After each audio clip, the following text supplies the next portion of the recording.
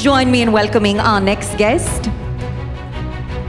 I ask that you please put your hands together for the Director of Advanced India Projects Limited, or AIPL, Shamsher Singh. So, Shamsher, I think when we talk about India's real estate growth story, the prevailing conception, or perhaps misconception, is that appreciation is largely limited to the major metros.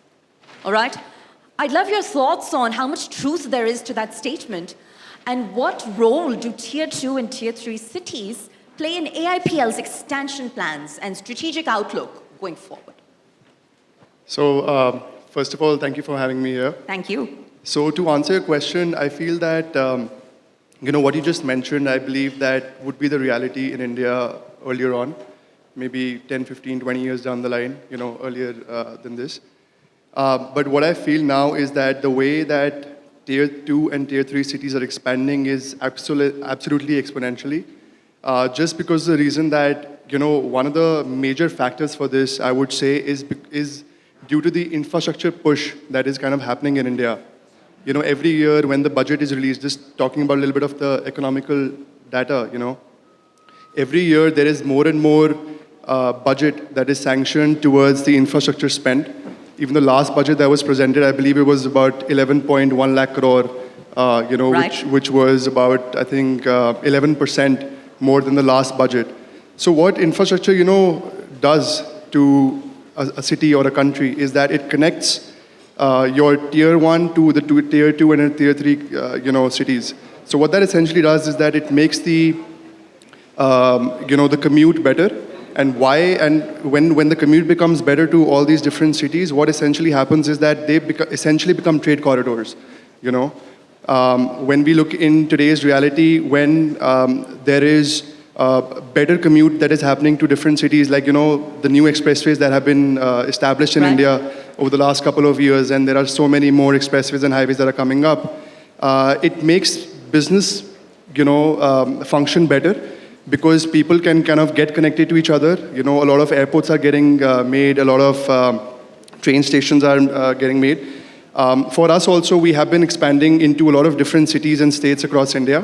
So for us also, when your travel becomes easier, you are more inclined towards investing also in those areas. And what is also happening is that the people in Tier 2 and Tier 3 cities are becoming more exposed to better real estate and better infrastructure. When the economic wealth of different cities improves, they want better residential, housing. They want better experiences at the retail areas, and they do want to work in, good offices. So that I feel was something which was long ago, but now the way that Tier 2 and Tier 3 cities are expanding, I feel that they essentially will start turning into Tier 1 as well. Sure. And Shamsher, if I'm understanding you correctly, you seem to subscribe to the philosophy that, successful real estate ecosystems must be diversified, in that they must carry and sport assets from across the spectrum, be it residential, be it industrial, be it commercial, be it retail, so on and so forth. But in all of these equations that I've just described, green living, or I'll just say eco-friendly, future-ready developments are increasingly taking center stage.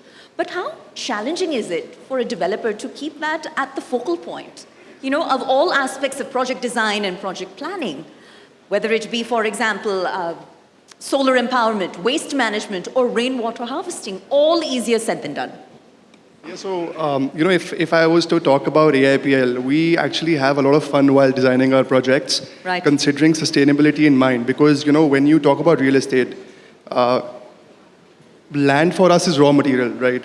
When you talk about a land, you are essentially constructing on it, and after one point, you don't have any natural resources or natural greens or anything like that, but it is us who we kind of develop those areas. So it is very important for us to kind of keep the natural environment with us. Sure. And that is the reason that, be it our projects in Gurgaon, where we are very heavy in terms of the commercial offices and retail, but in other cities and states, we're very heavy in terms of townships and all that. So we get a lot of room to play around with greens. Most of our assets now, we are kind of going for LEED Platinum rating, which essentially also becomes favorable for a lot of MNCs to be a part of, because considering the carbon neutral goals that each of the companies are having these days, where they have set their certain goals to kind of make their supply chain greener, by say 2030 to 2040, 2050. So what happens is that they also want to make sure that whatever office that they're taking, where they'll be kind of operating from, how carbon neutral or how green is that building also. So hence, it also adds up into that requirement of these kind of MNCs who are kind of investing and opening their new offices in India. So I would say like sustainability is something which, as a real estate developer, it is, rather than a marketing tool, I would say it is the need of the hour and it is a requirement.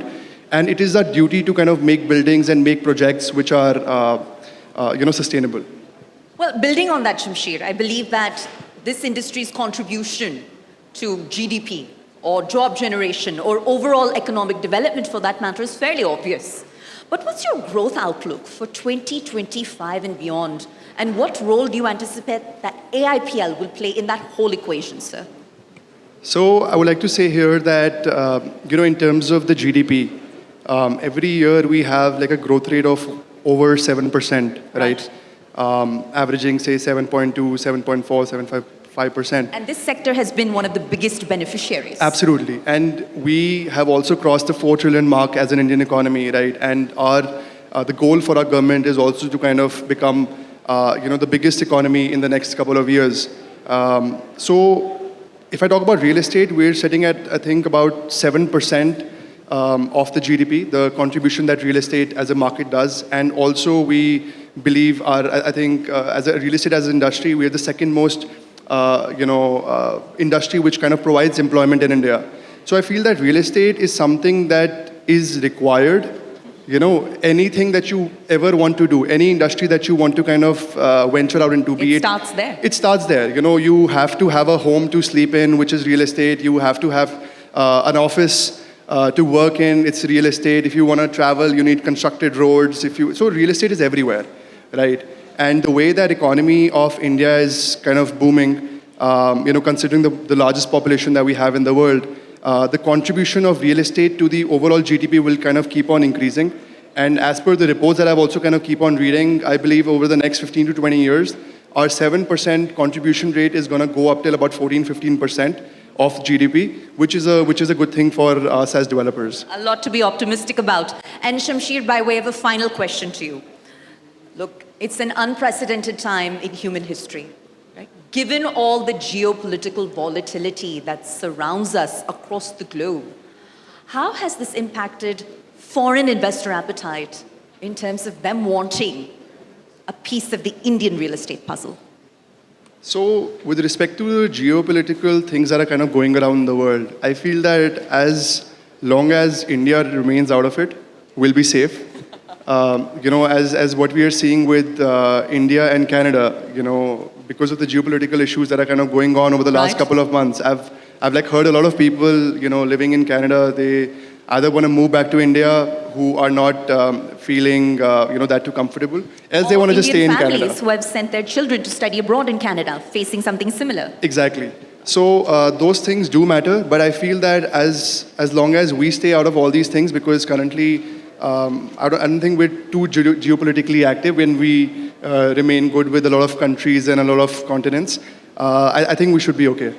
Well, I trust that the future new cabinet is hearing you, and with that, Shamsher, huge round of applause once more. I believe it's deeply deserved. Thank you so much.